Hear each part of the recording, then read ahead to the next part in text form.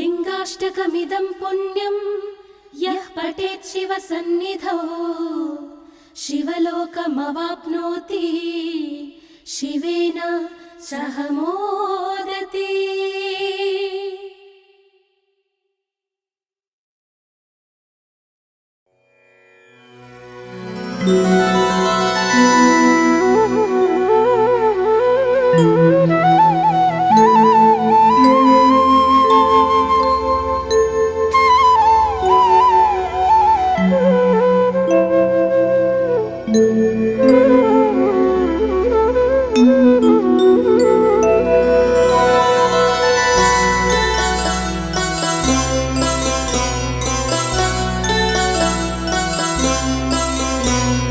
श्रीराम सौमित्रि जटायुवेद षडाननादित्यकुजार्चिताय श्रीनीलकण्ठाय दयामयाय श्रीवैद्यनाथाय नमः शिवाय।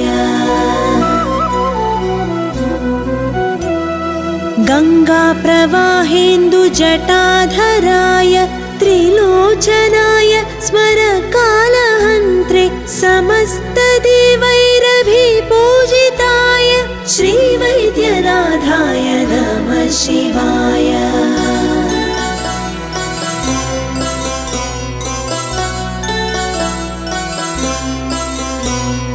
भक्तप्रियाय त्रिपुरान्तकाय पिनाकिने दुष्टहराय नित्यं प्रत्यक्षलीलाय मनुष्यलोके श्रीवैद्यनाथाय नमः शिवाय।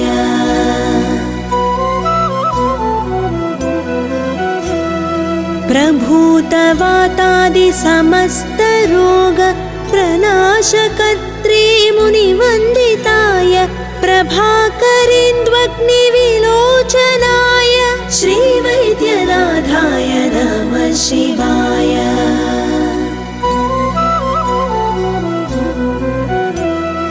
वाक्श्रोत्रनेत्राग्निविहीनजन्तु वाक्श्रोत्रनेत्राङ्घ्रिसुखप्रदाय कुष्ठादिसर्वोन्नतरोगहन्त्रे श्रीवैद्यनाथाय नमः शिवाय।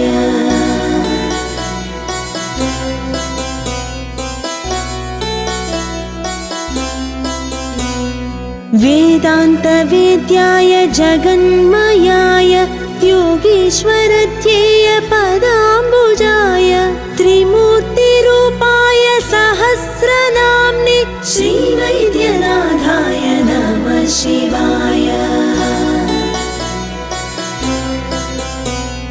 स्वतीर्थमृद्भस्मभृताङ्गभाजां पिशाच दुःखार्तिभयापहाय आत्मस्वरूपाय शरीरभाजां श्रीवैद्यनाथाय नमः शिवाय।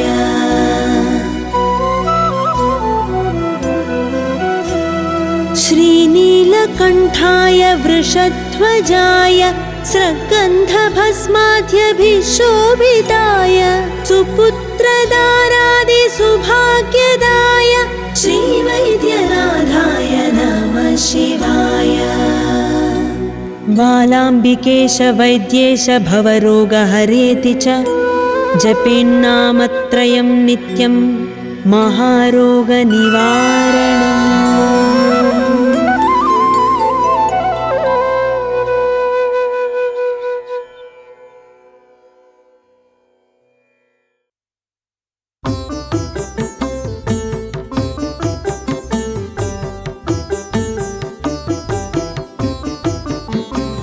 प्रभुं प्राणनाथं विभुं विश्वनाथं जगन्नाथनाथं सदानन्दभाजम्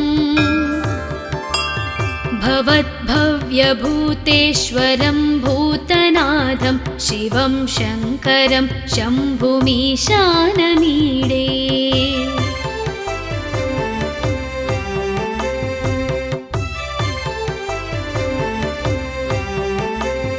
गळेरुण्डमालं तनौ सर्पजालं महाकालकालं गणेशाधिपालम्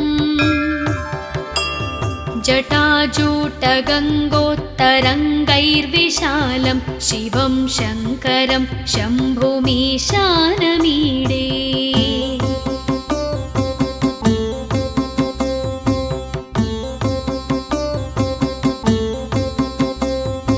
मुदामाकरं मण्डनं मण्डयन्तं महामण्डलं भस्मभूषाधरन्तम् अनादिं ह्यपारं महामोहमारं शिवं शङ्करं शम्भुमीशानमीडे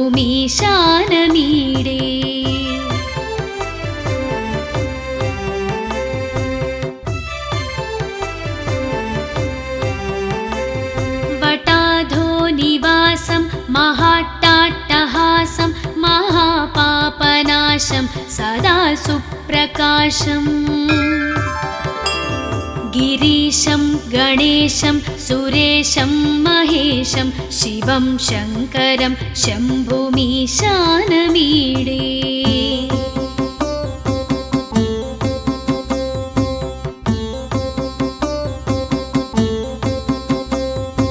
गिरीन्द्रात्मजा सङ्गृहीतार्धदेहं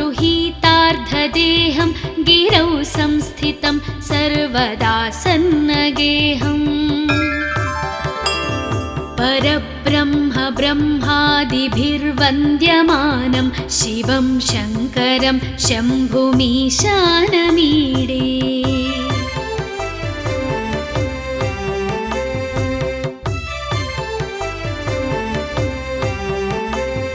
कपालं त्रिशूलं कराभ्यां दधानं पदाम्भोजनं रायकामं ददानम् बलिवर्धयानं सुराणां प्रधानं शिवं शङ्करं शम्भुमीशानमीडे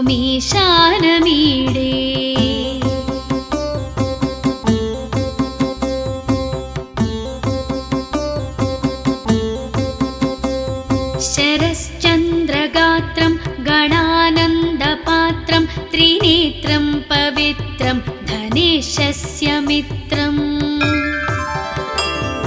अपर्णाकलत्रं सदा सच्चरित्रं शिवं शङ्करं शम्भुमीशानमीडे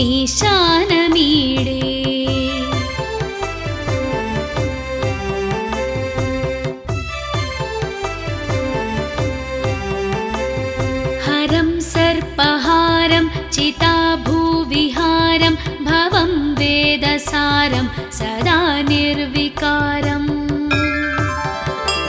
श्मशाने वसन्तं मनोजं दहन्तं शिवं शङ्करं शम्भुमीशानमीडे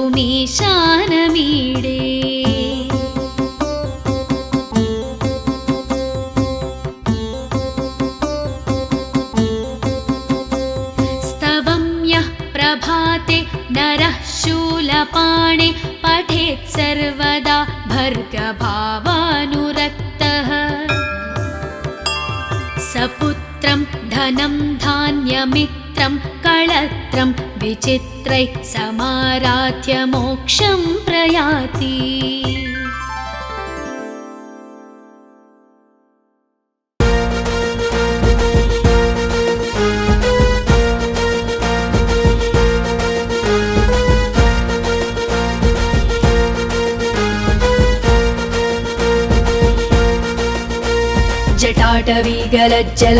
जटाटवीगलज्जलप्रवाहपावितस्थले गलेवलम्ब्य लम्बिताम्बुजङ्गतुङ्गमालिकां ढमढ्ढमढ्ढमन्निनादवड्ढमर्वयं चकार चण्डताण्डवं तनोतु नः शिव शिवम् जटाकटाह सम्भ्रम भ्रमन्निलिम्प निर्झरी विलोलवीचि वल्लरी विराजमानमूर्धनि धगद्धगद्धगज्ज्वलल्ललाटपट्टपावके किशोरचन्द्रशेखरे रतिः प्रतिक्षणं मम धराधरेन्द्रनन्दिनी विलासबन्धुबन्धुरस्फुरद्दिगन्तसन्तति प्रमोदमान मानसे कृपाकटाक्षधोरणी निरुद्ध दुर्धरापदि क्वचिद्दिगम्बरे मनो विनोदमेतु वस्तुनि जटाभुजङ्ग पिङ्गळ स्फुरत्फणामणि प्रभा कदम्ब कुङ्कुमद्रव प्रलिप्त दिग्वधूमुखे मदान्ध सिन्धुर स्फुरत्वगुत्तरीय मेदुरे मनो विनोदमद्भुतं बिभर्तु भूतभर्तरी सहस्रलोचन प्रभृत्य शेषलेख शेखरा प्रसून धूलि धोरणी विधूसराङ्घ्रिपीठभू भुजङ्गराजमालया निबद्ध जाट जूटक श्रियै चिराय जायतां चकोर बन्धुशेखर ललाट चत्वरज्वलद्धनञ्जय स्फुलिङ्गभानि पीत पञ्चसायकं नमन्निलिम्पनायकं सुधामयूखलेखया विराजमान शेखरं महाकपालि सम्पदे शिरोजटालमस्तु न कराळफालपट्टिका धगद्धगद्धगज्ज्वलद्धनञ्जयाहुतीकृत प्रचण्ड पञ्चसायके धराधरेन्द्र नन्दिनी कुचाग्र चित्रपत्रक प्रकल्पनैक शिल्पिनी त्रिलोचने रतिर्मम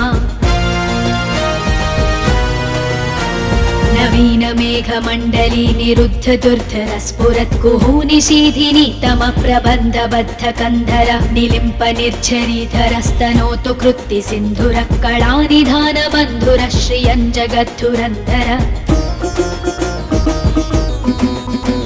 प्रफुल्ल नील पङ्कज प्रपञ्च कालिम प्रभावलम्बि कण्ठ कन्दली रुचि प्रबद्ध कन्धरं स्मरच्छिदं पुरच्छिदं भवच्छिदं मखच्छिदं गजच्छिदान्धकच्छिदं तमन्तकच्छिदं भजे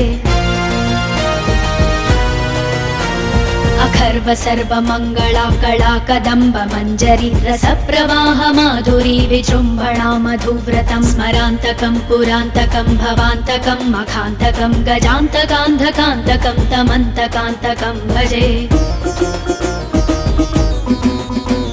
जयत्वदभ्रविभ्रम भ्रमद्भुजङ्गमश्वसद्विनिर्गमत्क्रम स्फुरत्कराळफालहव्यवाढिमिद्धिमिद्धिमिध्वनन् मृदङ्गतुङ्ग मङ्गलध्वनिक्रम प्रवर्तित प्रचण्ड ताण्डव शिव दृशद्विचित्रतल्पयोर्भुजङ्गमौक्तिकस्रजोर्गरिष्ठरत्नलोष्टयोः सुहृद्विपक्षपक्षयो तृणारविन्द चक्षुषो प्रजामही महेन्द्रयो समप्रवृत्तिकः कदा सदा शिवं भजाम्यहम् कदा निलिम्प निर्झरी निकुञ्ज कोटरे वसन् विमुक्त दुर्मतिः सदा शिरस्थमञ्जलिं वहन् विलोललोललोचनो ललामफाल लग्नकः शिवेति मन्त्रमुच्चरन् कदा सुखी भवाम्यहम् इमं हि नित्यमेव मुक्तमुत्तमोत्तमं स्तवं पठन् स्मरन् ब्रुवन्नरो विशुद्धिमेति सन्ततं हरे गुरौ सुभक्तिमाशु याति नान्यथा गतिं विमोहनं हि देहिनां सुशङ्करस्य चिन्तनम्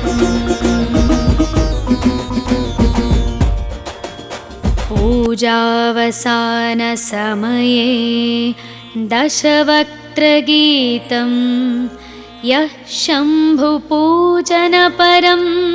पठति प्रदोषे तस्य स्थिरां रथगजेन्द्र तुरङ्गयुक्तां लक्ष्मीं सदैव सुमुखीं प्रददाति शम्भुः।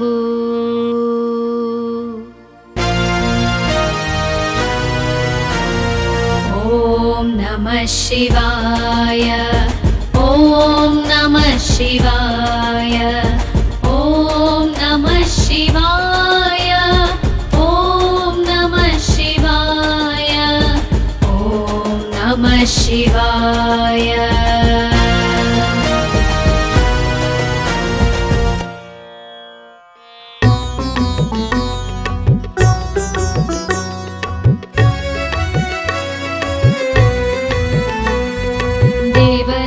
सेव्यमान पावनाङ्घ्रिपङ्कजं व्यालयज्ञसूत्रबिन्दुशेखरं कृपाकरं नारदादियोगिवृन्दवन्दितं दिगम्बरं काशिकापुराधिनाथ कालभैरवं भजे।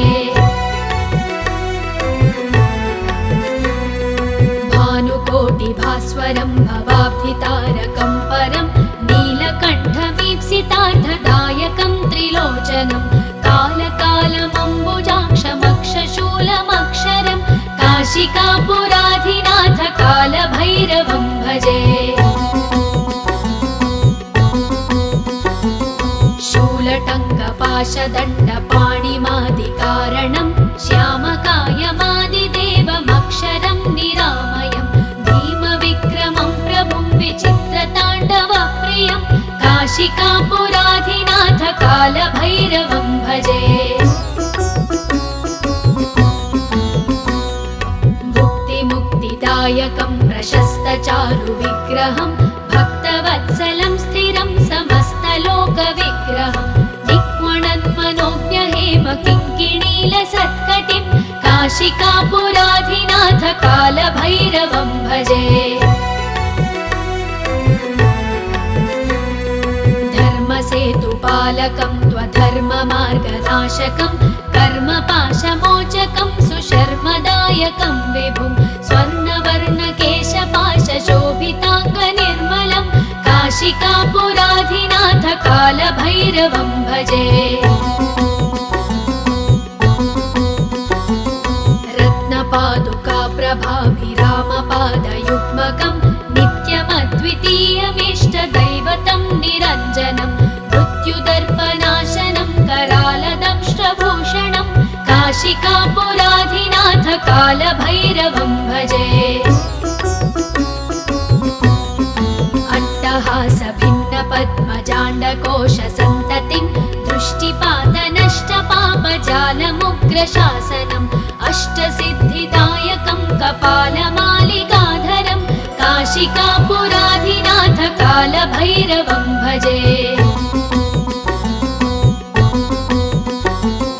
भूतसङ्घनायकं विशालकीर्तिदायकं काशीवासलोकपुण्यपापशोधकं विभुं नीतिमार्गकोविदं पुरातनं जगत्पतिं काशिकापुराधिनाथ कालभैरवं भजे।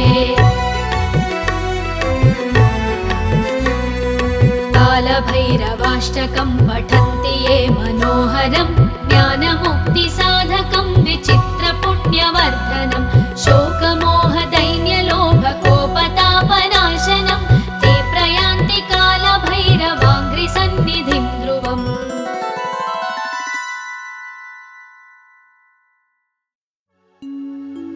अस्य श्री शिवरक्षास्तोत्रमन्त्रस्य याज्ञवल्क्य ऋषिः श्रीसदाशिवो देवत अनुष्ठुप्-छन्दः श्रीसदाशिवप्रीत्यर्थं शिवरक्षास्तोत्रजप।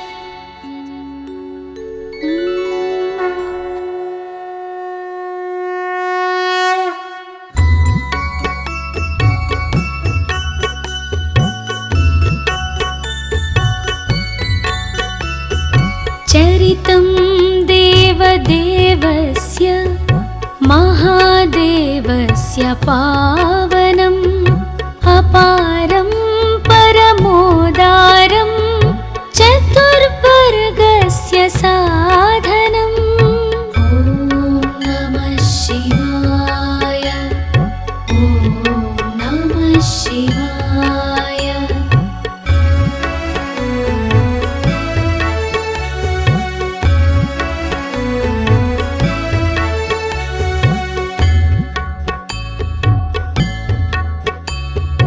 गौरीविनायकोपेतं पञ्चवक्त्रं त्रिनेत्रकं शिवं ध्यात्वा दशभुजं शिवरक्षां पठे नरः।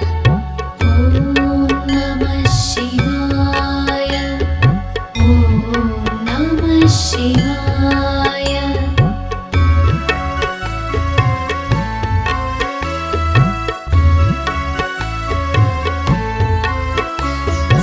गङ्गाधरः शिरः पातु फालमर्त्येन्दुशेखर नयने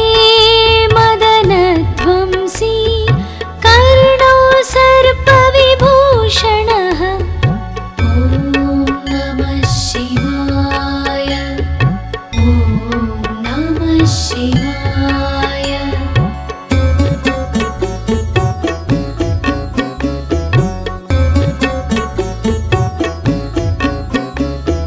घ्राणं पातु पुराराति, मुखं पातु जगत्पतिः, जिह्वां वागीश्वरः पातु कन्धरां शितिकन्धरः।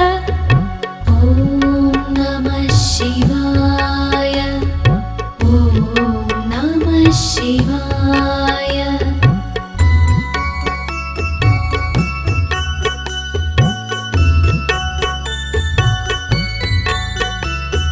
श्रीकण्ठ पातु मे कण्ठं, स्कन्धौ विश्वधुरन्धरः, भुजौ भूभारसंहर्ता, करौ पातु पिनाकधृक्। ॐ नमः शिवाय, ॐ नमः शिवाय।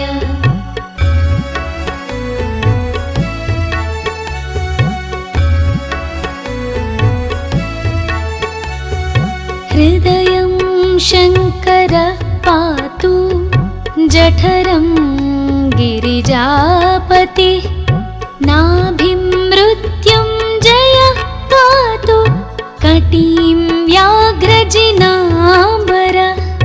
ॐ नमः शिवाय, ॐ नमः शिवाय।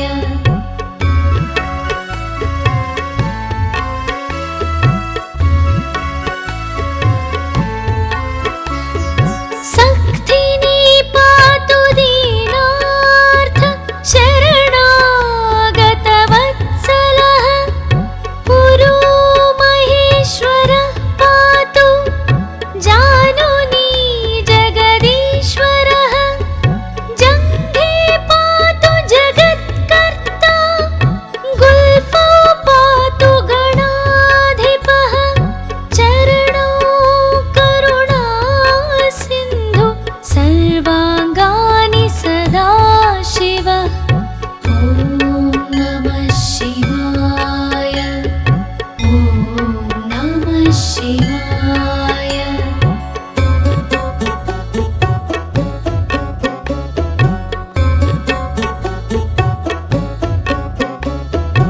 एतां शिवबलोपेतां, रक्षाम्य सुकृती पठेत्, स भुक्त्वा सकलान् कामान्, शिवसायुज्यमाप्नुयात्।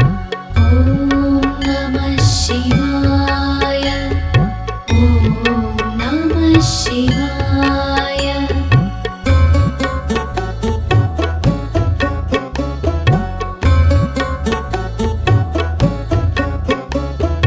ग्रहभूत पिशाचाद्या, त्रैलोक्ये विचरन्ति ये, दूरादाशु पलायन्ते, शिवनामाभिरक्षणात्। ॐ नमः शिवाय, ॐ नमः शिवाय। अभयङ्करनामेदं कवचं पार्वतीपते, भक्त्या बिभर्ति यः कण्ठे, तस्य वश्यं जगत्त्रयम्। इमां नारायणः स्वप्ने शिवरक्षां यथा दिशत्, प्रातरुत्थाय योगीन्द्रो, याज्ञवल्क्यः तथा लिखत्। इति श्री याज्ञवल्क्यप्रोक्तं शिवरक्षास्तोत्रं समाप्तम्।